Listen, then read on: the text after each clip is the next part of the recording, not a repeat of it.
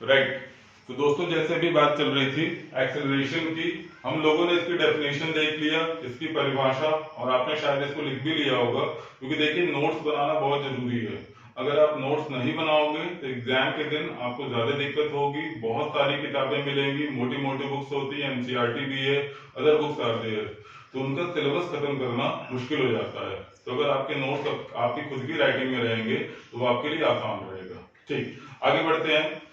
तो मैंने आपको बताया एक्सेलरेशन के बारे में। अब कहानी आगे बढ़ती है, एक्सेलरेशन के एग्जाम्पल क्या क्या बन सकते हैं, क्योंकि देखो जब तक एग्जाम्पल सामने नहीं आएगा कंसेप्ट की क्लैरिटी नहीं हो पाएगी।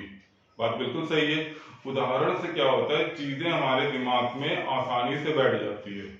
ठीक, तो पहला एग्जाम्पल लेते हैं। भाई आपने कहा एक्सेलरेशन है change in velocity divided by change in time. ठीक है, तो वेलोसिटी जो क्वांटिटी होती है दोस्तों, उसको वेक्टर क्वांटिटी कहते हैं।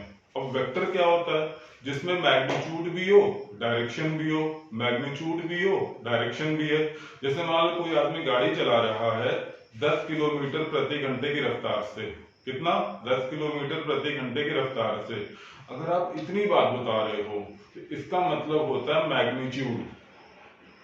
इसका मतलब होता है मैग्नीट्यूड, मतलब आपने एक संख्या बता दी कि कोई गाड़ी जा रही है 10 किलोमीटर प्रति घंटे की रफ्तार से, इसको मैग्नीट्यूड कहते हैं। लेकिन अगर मैं ये भी जोड़ दूं कि कोई गाड़ी 10 किलोमीटर प्रति घंटे की रफ्तार से उत्तर दिशा में जा रही है, the object is moving in the north direction by the speed of 10 km per hour. So in this situation you are discussing about the vector quantity.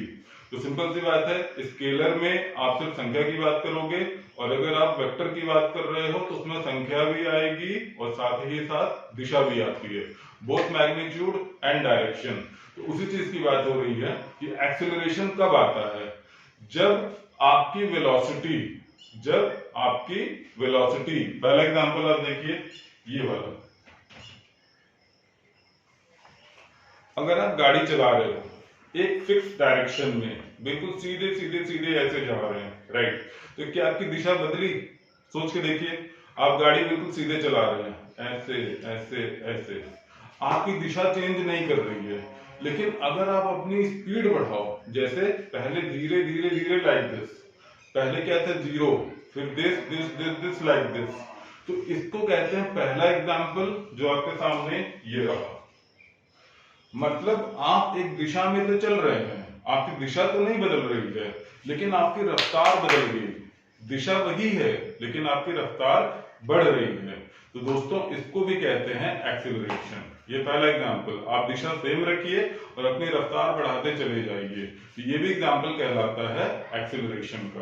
तो पहला फिगर आप देख लीजिए, ये एक बच्चा है, ये यहाँ पे साइकिल चला रहा है लाइक दिस। पहले इसकी रफ्तार कितनी है? 5, फिर 10 और फिर 15, लेकिन मैंने दिशा चेंज नहीं किया, दिशा वही है, ये भी एक्सेलरेशन कहलाती है। पहला एग्जांपल, राइट।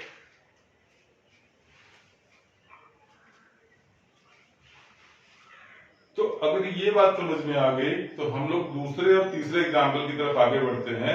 दूसरा एग्जांपल आपके सामने यहां आया, कोई चीज या कोई ऑब्जेक्ट अगर किसी गोले में चल रहा हो, देखो ऐसे ऐसे लाइक दिस, इसकी रफ्तार हर जगह सेम है। देखो भाई यहाँ पे भी 10, ये भी 10, ये भी 10, ये भी 10, ये पूरा गोला समान रफ्तार से कवर किया जा रहा है। देखिए ऐसे ऐसे ऐसे।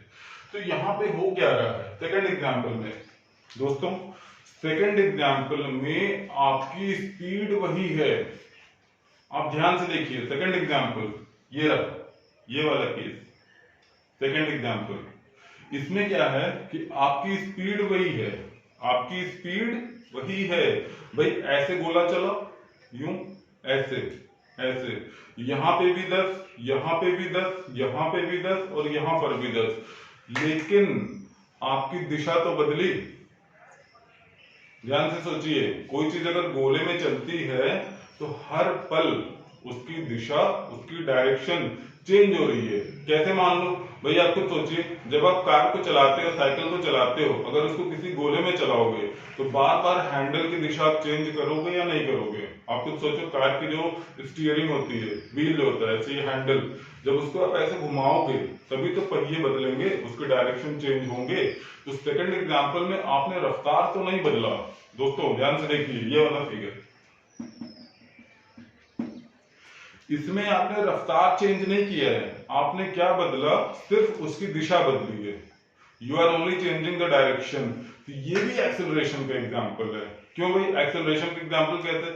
भाई हैंडल पे आप ताकत लगाओगे या नहीं लगाओगे, साइकिल की हैंडल मोड़ोगे या नहीं मोड़ोगे, ताकत तो लगेगी ना। उसी ताकत से तो एक्सेलरेशन की बात आती है। आप लॉज ऑफ मोशन चैप्टर पढ़ेंगे, फॉर्मूला आएगा फोर्स, बल, उसका सूत्र क्या होता है, F is equal to ma, force is equal to mass multiplied by acceleration. तो अगर बल लगेगा तो एक्सेलरेशन तो आना ही है। तो अगर आप हैंडल को घुमाओगे, बल लगाओगे, तो एक्सेलरेशन तो अपने आप आएगा, राइट। तो हमारा जो दूसरा एग्जांपल था उसमें आपने क्या किया, सिर्फ दिशा बदला और उसकी गति वही रखी। पहले उदाहरण में क्या था, दिशा वही थी लेकिन उसकी गति आप बदलते जा रहे हैं, बढ़ाते जा रहे हैं, लाइक दिस। दूसरे उदाहरण में आपने गति वही रखा लेकिन सिर्फ दिशा बदल रहे हो, देखो ऐसे, लाइक दिस। तो बात आती है अंतिम example, last example, where is this? ये रहा तीसरा एग्जांपल, लास्ट एग्जांपल। इसमें क्या है, इसमें आप गति भी बदलेंगे और दिशा भी बदलेंगे। सोच के देखिए, what I am trying to say, आप गति भी बदल रहे हो और साथ ही साथ दिशा भी बदल रहे हैं। ये क्या हुआ, गति भी बदल रहे हैं, दिशा भी बदल रहे हैं। तो सोचिए, अगर कोई चीज गोले में चल रही है, ऐसे ऐसे ऐसे, लाइक दिस, तो क्या उसकी दिशा बदलती है या नहीं बदलती है? जाहिर सी बात है, अगर गोले में चलोगे दिशा तो बदलेगी। भाई बार बार आप हैंडल की डायरेक्शन चेंज करिए, ऐसे चेंज करिए, लाइक दिस, तभी तो आप गोले में चल पाएंगे। और दूसरी बात, आप यहाँ रफ्तार भी बढ़ा रहे हैं, ध्यान से देखिए, फिर से देखिए, what I am trying to say, ये बिल्कुल जीरो, धीरे धीरे धीरे, पहले आप आराम से चल रहे थे ऐसे, फिर देखिए रफ्तार बढ़ गई। इसको भी कहते हैं एक्सीलरेशन। अब दूसरा एग्जांपल, जैसे मान लो हमारे घर में जो दीवार खड़ी होती है उसमें जो सुई लगी रहती है वो हमेशा एक निश्चित रफ्तार से आगे बढ़ती है, टिक टिक टिक टिक टिक टिक टिक टिक टिक टिक। तो ये एग्जांपल कौन सा होगा, पहला, दूसरा या तीसरा? सोच के देखिए, दीवार घड़ी जो टिक टिक टिक टिक ऐसे चलती है तो दोस्तों वो इसकी बात होती है। ये इसमें आपने देखा कोई यूसीएम लिखा है, यूसीएम का मतलब होता है uniform circular motion, uniform circular motion. And यहाँ पे आपने देखा एनयूसीएम, नॉन यूनिफॉर्म मतलब बदलने वाला, non uniform circular motion, right. तो आई होप दोस्तों ये टॉपिक आपको आज अच्छे से समझ में आया होगा। हम लोग डिस्कस कर रहे थे एक्सेलरेशन, और ये एक्सेलरेशन आगे चल करके इतना इंपॉर्टेंट टॉपिक प्रूव होगा जब आप पढ़ाई करेंगे, चैप्टर रहेगा लॉज ऑफ मोशन, ठीक। तो तब तक आप इसको अच्छे से तैयार करिए, जो भी मैंने लिखा है उसको आप नोट्स में जाकर के अपनी कॉपी में लिखिए।